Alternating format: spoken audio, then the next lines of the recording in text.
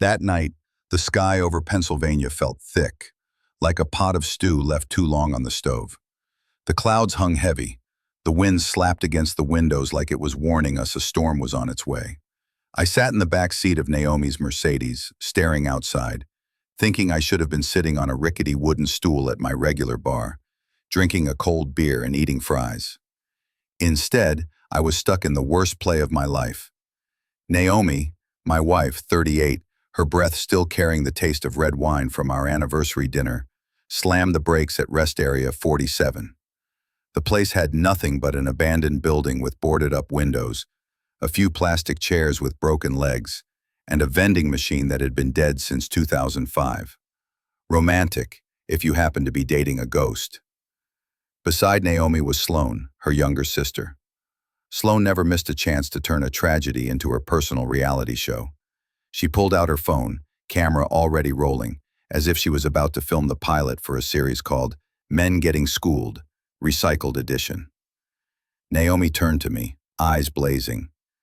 "You need to learn respect." I let out a short laugh, comedy gold. This from the woman who had just drained $10,000 from our joint account to sponsor an anti-deforestation fund, which really meant designer bags and a luxury spa trip. If there were an Oscar for Best Hypocritical Director, Naomi would win hands down. She flung the car door open, her voice full of authority. "Get out. Walk home. 37 miles. You'll have plenty of time to think." Sloane chimed in. "A real man wouldn't mind a little rain." I looked at them, then at the dark stretch ahead. 37 miles. They had calculated it perfectly. Too far to call an Uber, no bus routes anywhere close. They must have imagined me stumbling home like some beggar, knocking on the door soaked to the bone, begging for forgiveness. The problem was, they forgot I wasn't the man I used to be. I had a plan. 8 months of recordings, photos, data, and most important of all, I had Miguel. Miguel Ramirez, a former Marine, now my bodyguard and private investigator.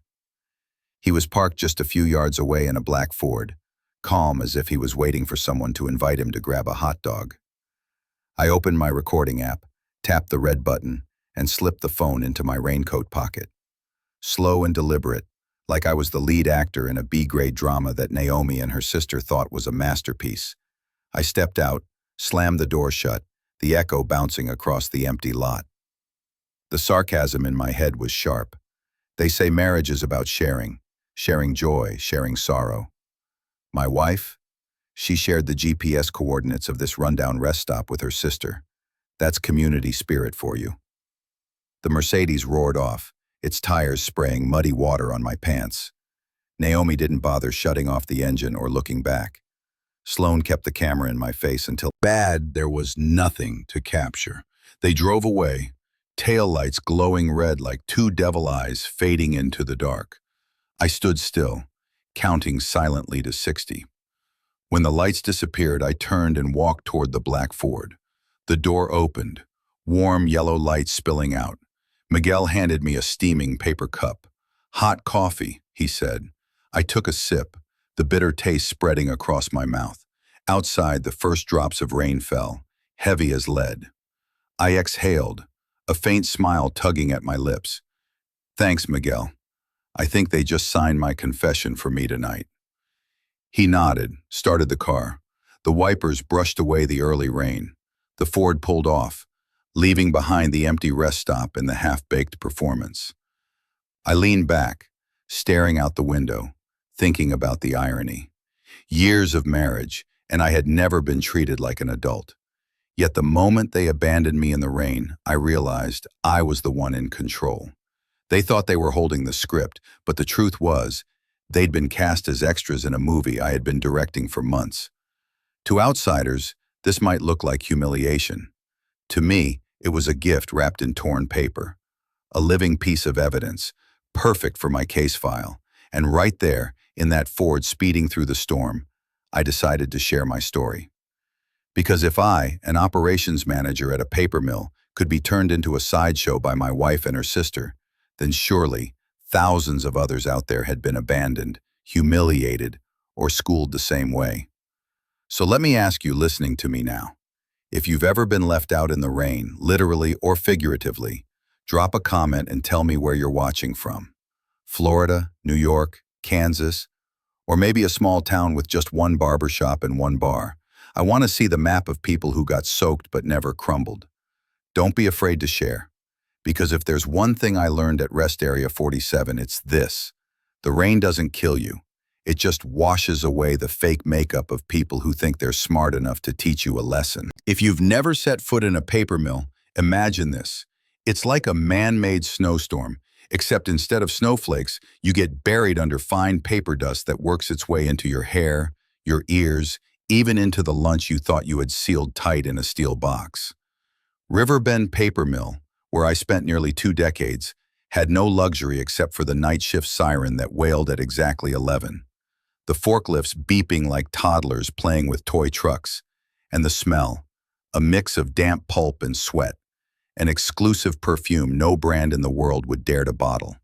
Every night shift looked the same, flickering fluorescent lights, stained concrete floors, and a layer of white dust so thick on your boots that if you stood still too long, by morning your coworkers might mistake you for a fossil.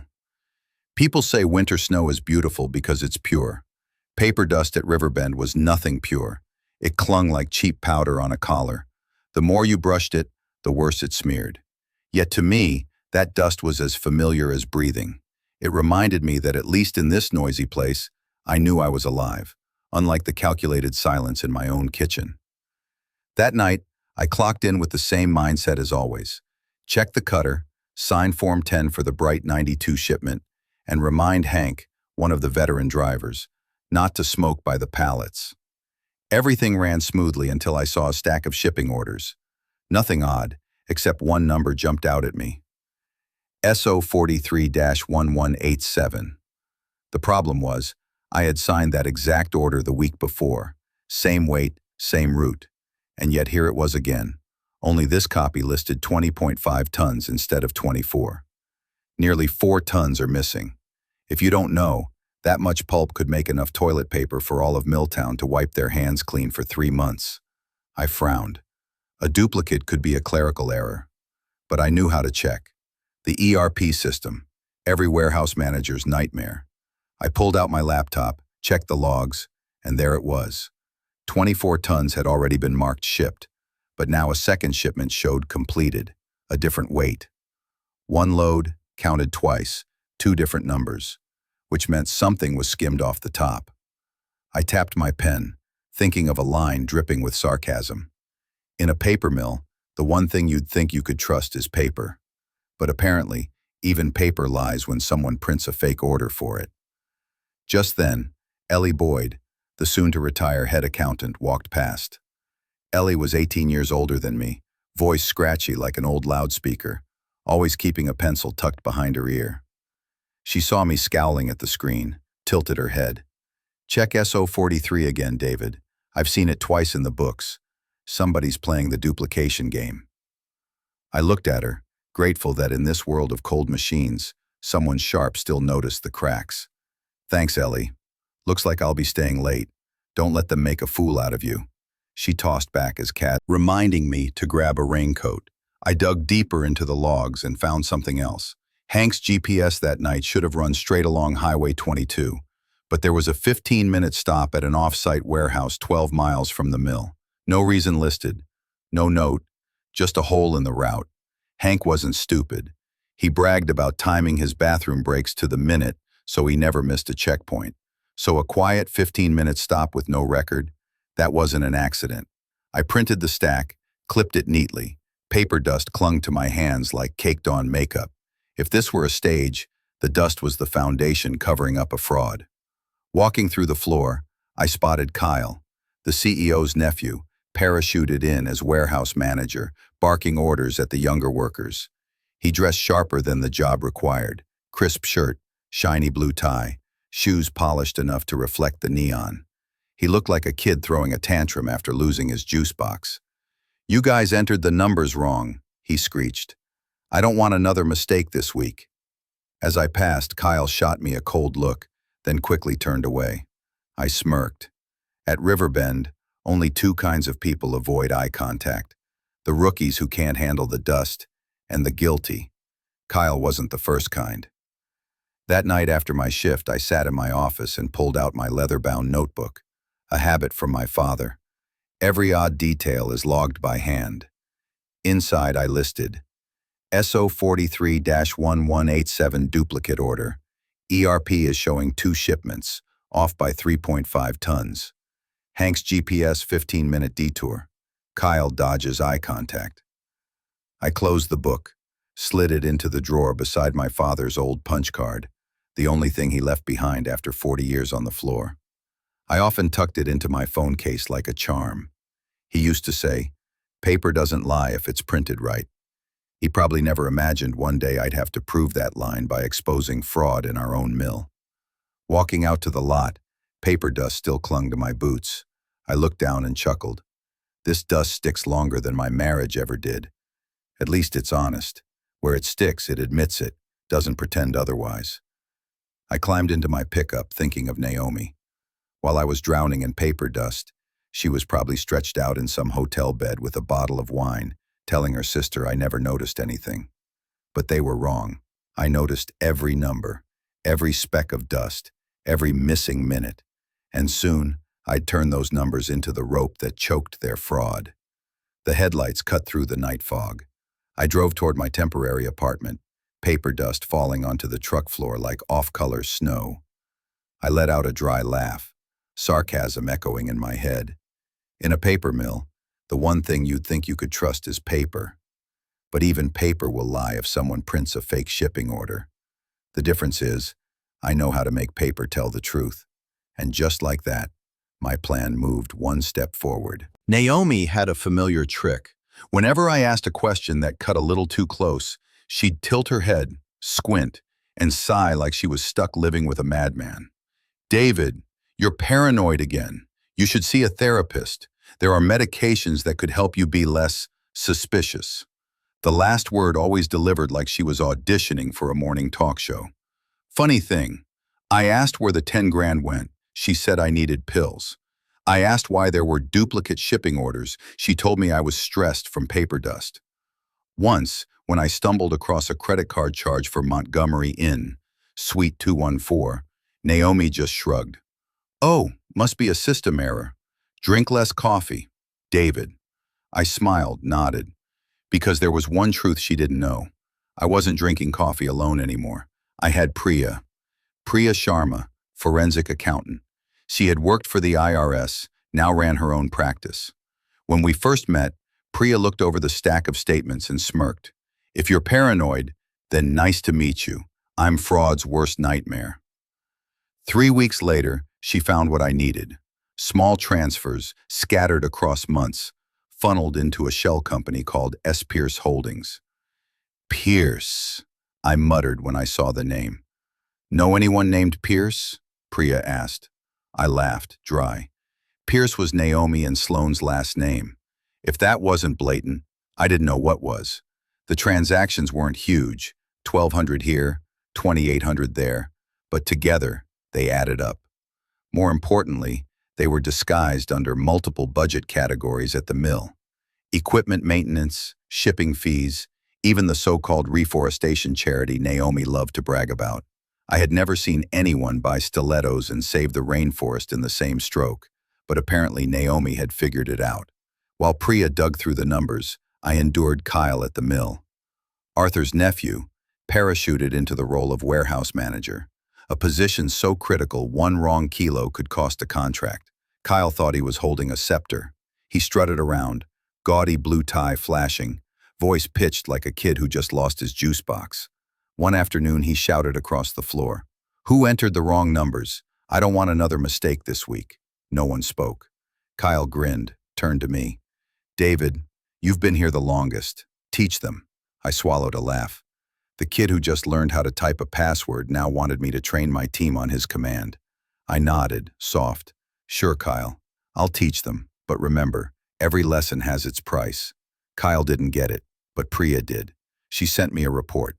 S. Pierce Holdings had the same registered address as a small logistics outfit called Red Fawn. Its listed representative? Kyle. The pieces snapped together.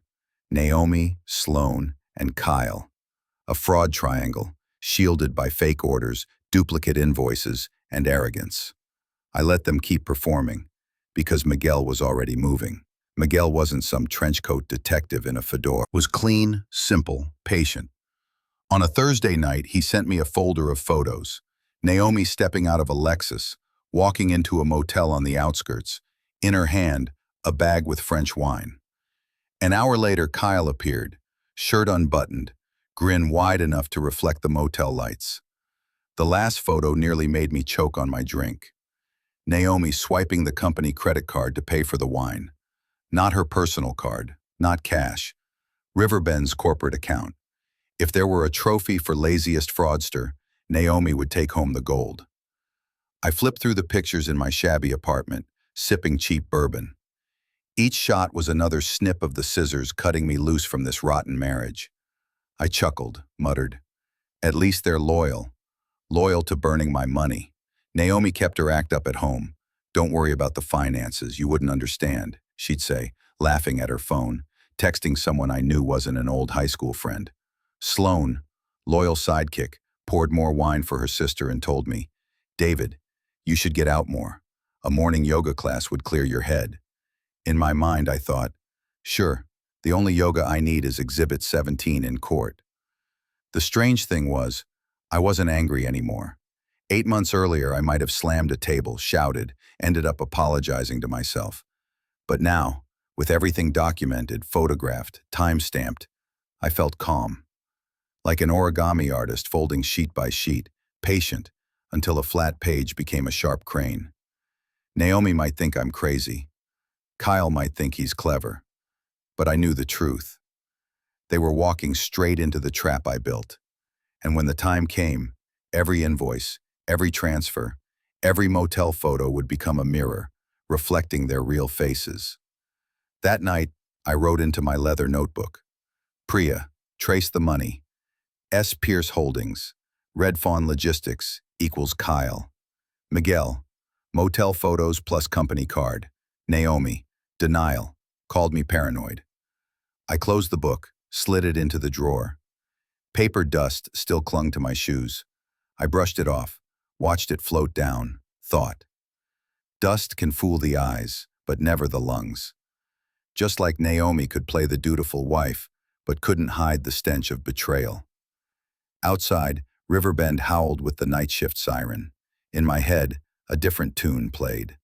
A slow trumpet announcing the curtain call of Naomi, Sloane, and Kyle's performance. And this time, I wasn't the audience. I was the director. Priya was never the type to stop once she caught the scent of something off. After uncovering S. Pierce Holdings, she dug deeper, and in just 3 days, she pulled up another company, Red Fawn Logistics. The name sounded fancy, like some eco-friendly startup with a mission to save the planet.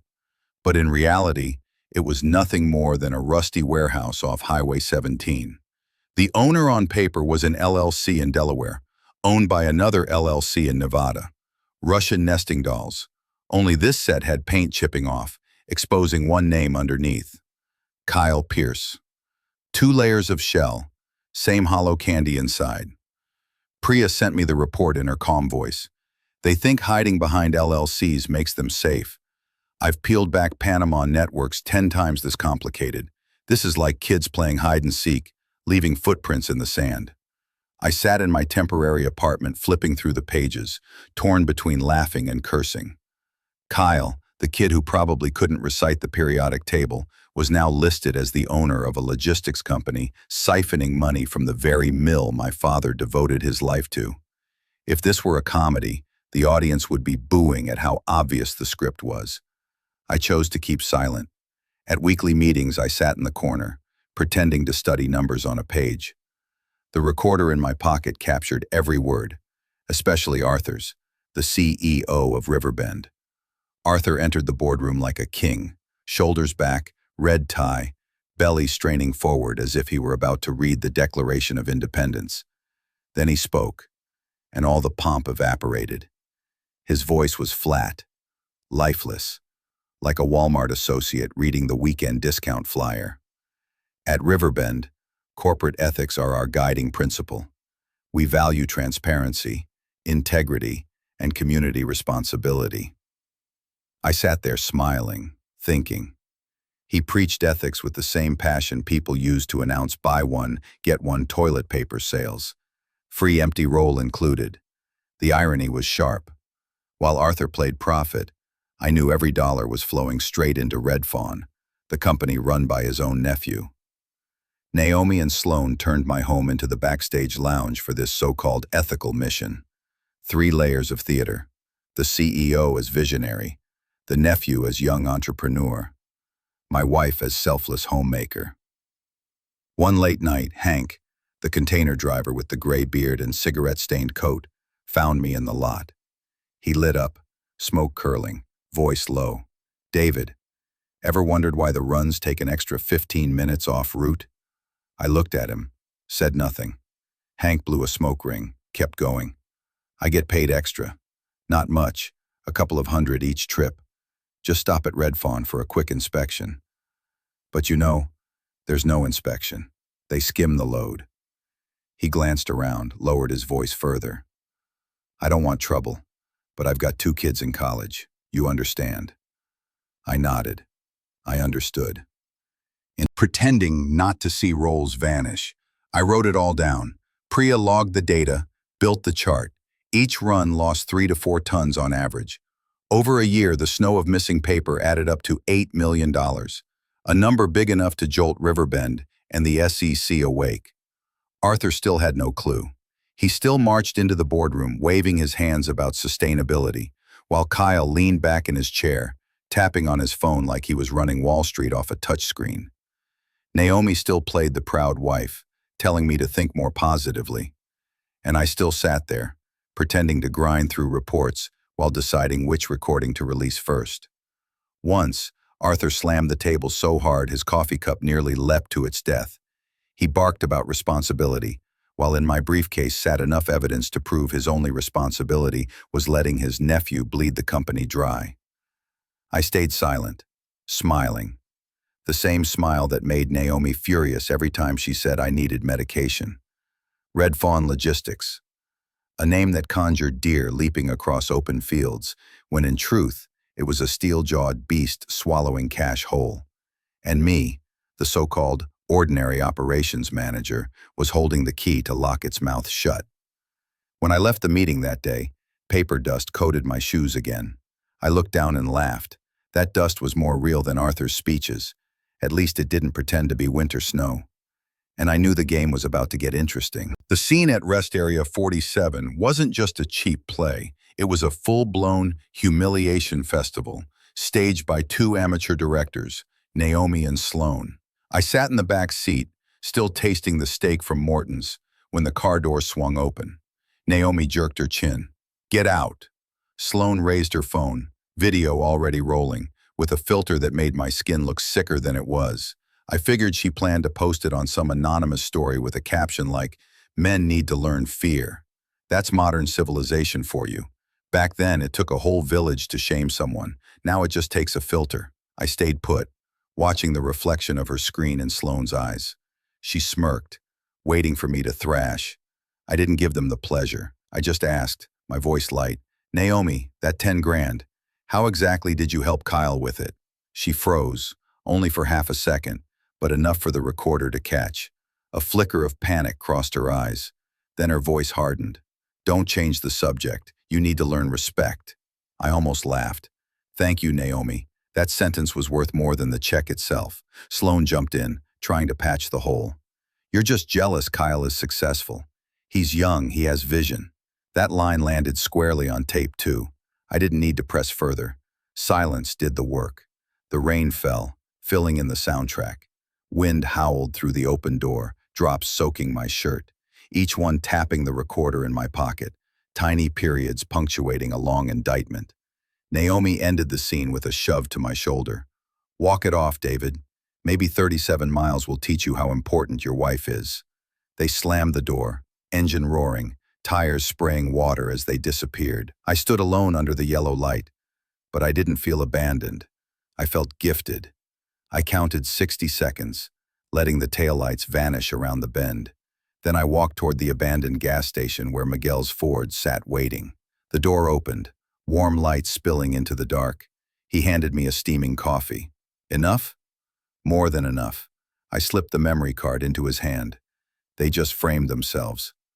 We drove back to my temporary apartment, wipers keeping rhythm like the score to a detective film where I was the unlikely lead. Inside, I handed the card to Priya, already waiting with her laptop open. She slid it in, rewound to the beginning. Naomi appeared on screen, voice sharp. You need to learn respect.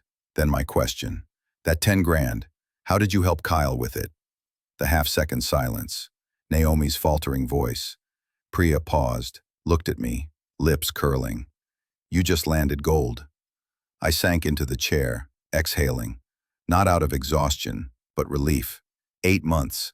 I had played cat and mouse, collecting receipts, duplicate orders, and lies. And all it took was a minute of their carelessness for them to confess. Priya kept typing, quick on the keys. We've got 3 elements. 1. Acknowledgement of a money transfer tied to Kyle. 2.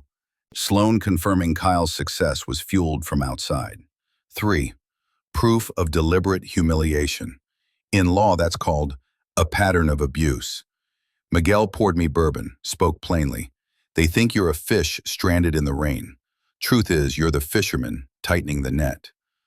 I let out a dry laugh, swallowed the burn down my throat. Outside, the storm drowned the world. Inside, the 3 of us sat like a band, each with an instrument.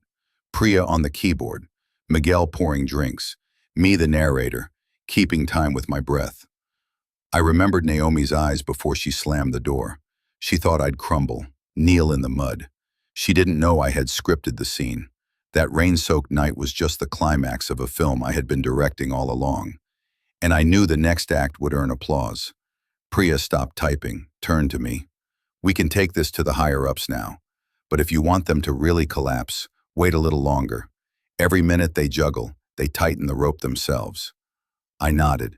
Patience was the one thing I had in surplus. I'd lived years in a marriage where every dinner was an exercise in endurance. That night I didn't sleep. I replayed the recording over and over. Each time it grew sharper. No shouting, no curses, just rain. Just one wrong sentence and the truth spoke for itself. By dawn, when the first light cut through the blinds, I closed the laptop and stood. Paper dust still clung to my shoes from the night shift. I brushed it off, thinking, dust can scatter. Evidence sticks. Naomi and Sloane thought they were teaching me a lesson. They didn't know the lesson was theirs, and me, the man left in the rain, now held the perfect soundtrack for their downfall. That morning, the air still carried the weight of last night's rain. I walked into the administration building of Riverbend Paper Mill with my old leather briefcase. Inside wasn't a sandwich or routine reports, but weapons of mass destruction. A 12-minute video of Naomi and Sloane dumping me at Rest Area 47. Duplicate shipping orders, GPS logs of Hank's unscheduled stops, and Priya's full analysis. All stacked neat and tight, like origami. Only instead of cranes, these papers would tie a noose around Kyle and Arthur. The boardroom on the 3rd floor was blazing with light. At the long wooden table, Arthur sat at the center, his gut pushing his red tie up like it might choke him. Kyle sat to his right, shirt unbuttoned one extra notch, brimming with the smug confidence of a college kid, convinced he was about to reinvent an industry. Around them were department heads, Denise from the union, Rick from operations, and a few old faces whose only concern was their quarterly dividends. Arthur opened in a voice heavy with gravity, as though delivering the State of the Union. We meet today to address malicious rumors harming Riverbend's reputation. I expect everyone to remain calm, focus on the future, and not let hallway gossip shake our confidence. I sat at the far end, unlatched my case, pulled out a black USB. If they're just rumors, I said, then this 12-minute video won't matter. The big screen flickered on. Naomi's face filled the room, her voice sharp. You need to learn respect. Then my question. That 10 grand, how did you help Kyle with it? The half-second pause. Naomi's slip. The room went dead silent. Arthur turned in his chair, staring at his nephew. Kyle froze, lips moving without sound. I clicked to the next slide. Duplicate orders. GPS logs. Hank signed acknowledgement of the detours. This is 6 months of data, I said evenly. Dozens of stops at Red Fawn. 3 to 4 tons missing each trip. And Red Fawn, as we now know, is under Kyle Pierce's name. Arthur's face reddened. He slammed the table, coffee leaping like a worker's heart hearing about an early holiday. This is slander. I shrugged. Then I guess GPS is slandering you too, and the shipping orders, and the bank, and my wife's own voice. A global conspiracy indeed. Scattered laughter broke out, mostly from the union side. Denise, hair pinned back in a neat bun, stood. She had outlasted 4 CEOs and seen every flavor of nepotism.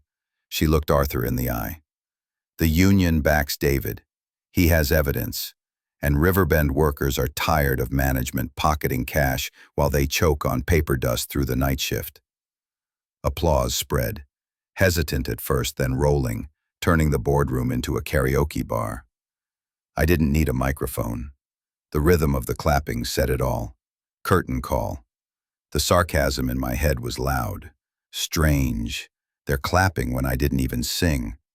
Kyle tried to salvage it, voice shaky but puffed up. This is just an accounting error, some duplicate entries. That's when Priya stepped in, perfectly timed. She laid a thick stack of files on the table. If it's an error, then funny coincidence. Every error points to Red Fawn, and the money flows directly into S. Pierce Holdings. I have the bank statements. Arthur's composure cracked. Sweat gleamed on his forehead. He turned to me, voice hard. What do you want, David? I scanned the room, let my eyes rest on each face, then answered slowly. I want Riverbend clean. No fake orders, no shadow stops, no nephew of the CEO treating this mill like his personal ATM, and I want it recorded, in front of the board, the union, and the staff. Denise nodded firmly. Rick stood too. I can confirm. I've seen discrepancies for months but never had proof.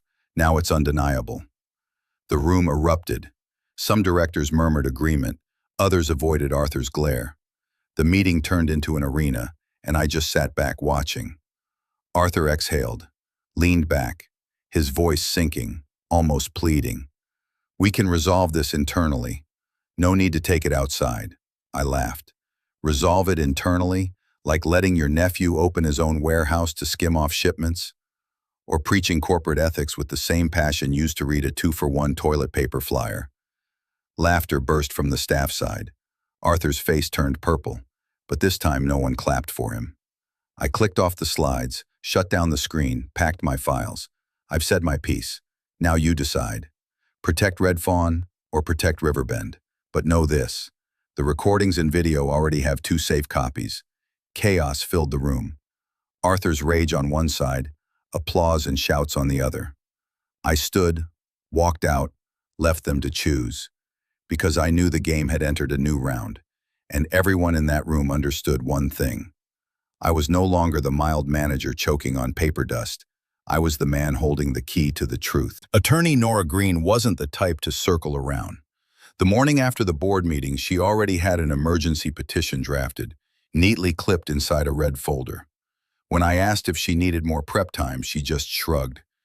David, you've got everything. Video, recordings, shipping logs, GPS, and financial reports. With a filing like this, the judge will have to act. That afternoon, we sat in courtroom 6 of the Riverbend County Courthouse. Outside, the sky was heavy. Inside, the air was strung tight like a wire. Naomi sat across from me, eyes red but makeup layered thick.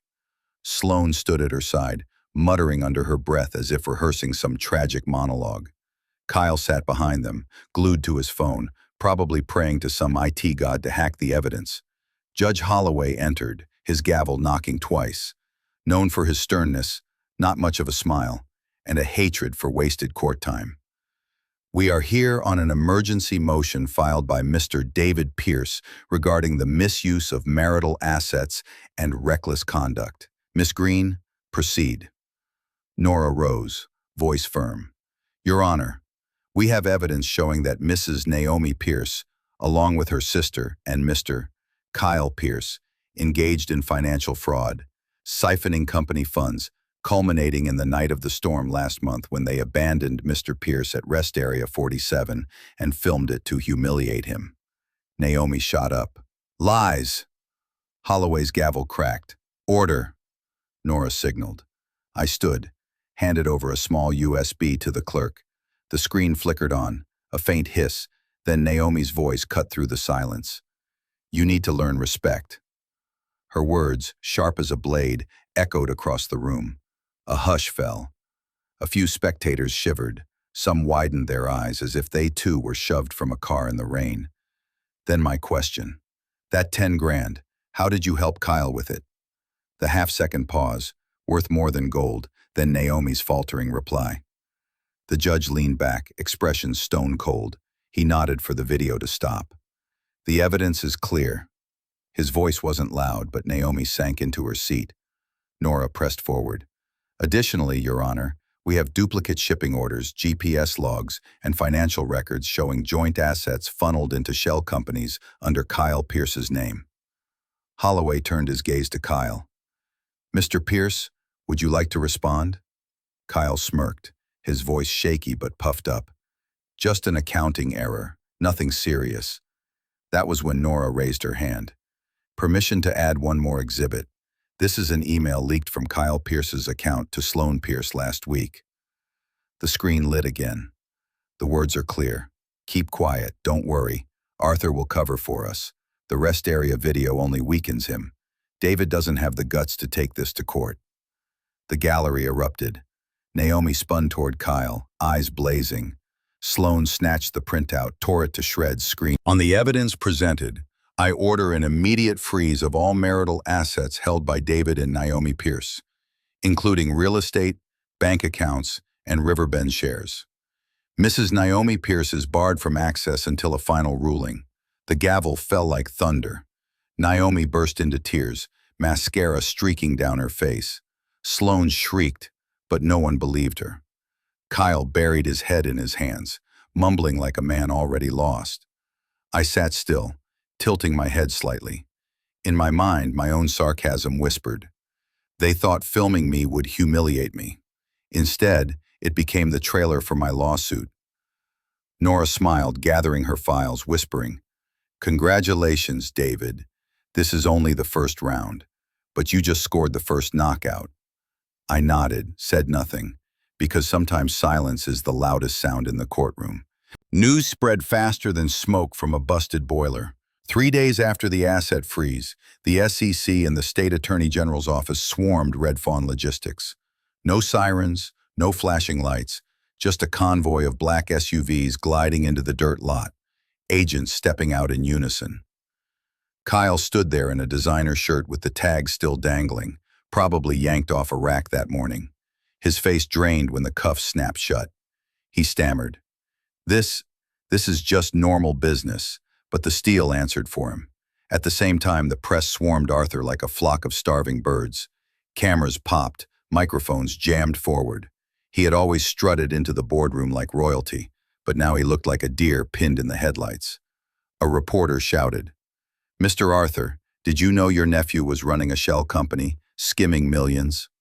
Arthur opened his mouth, and as always, what came out was lifeless. Only this time, no one held back their laughter. Riverbend always puts ethics first. Ethics, a woman cut in. Do you call fraud and embezzlement ethics? Arthur swallowed hard, sweat breaking through. The table slam from last week was now just the echo of camera flashes popping in his face.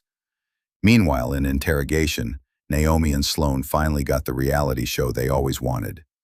Naomi shook, mascara streaked down her cheeks, crying that it was Sloane's idea. It was her, Naomi screamed. She said filming would shame him.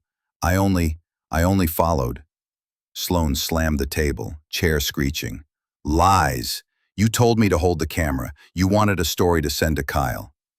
The sisters went at it, screaming back and forth, missing only the cheesy theme music of primetime TV.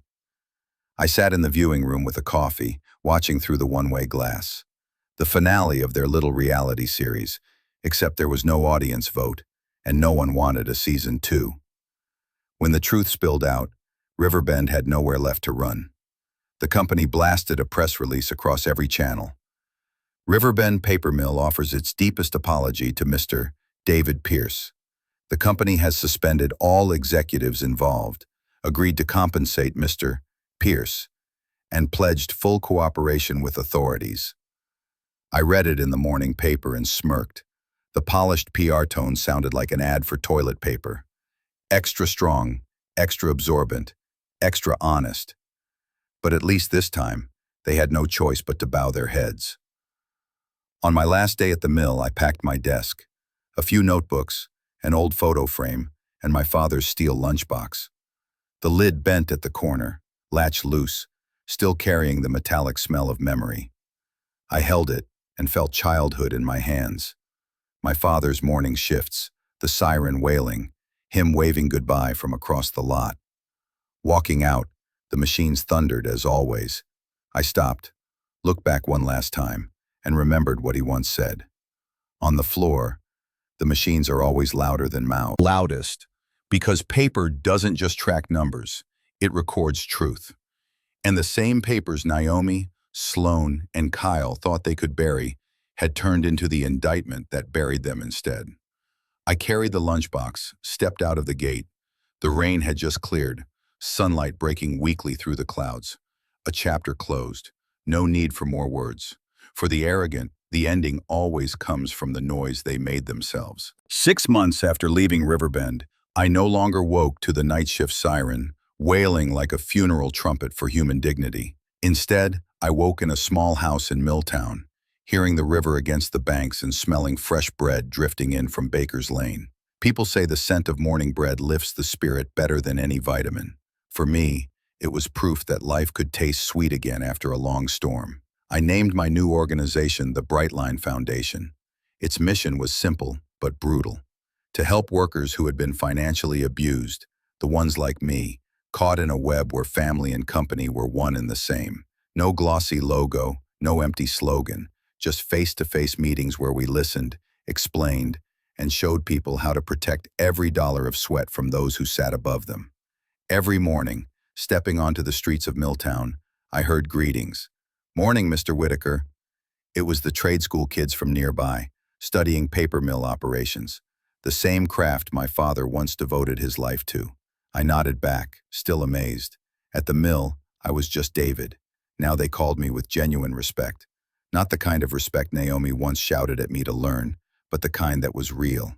In Brightline's little office, I kept a drawer locked. Inside was a USB tied with a strip of old cardstock. I locked it away every night.